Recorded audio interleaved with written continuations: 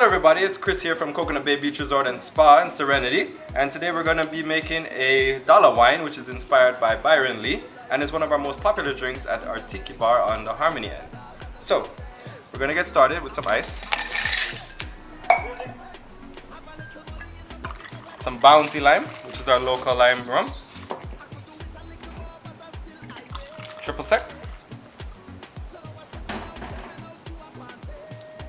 lime juice, and then we're going to top it up with Sprite.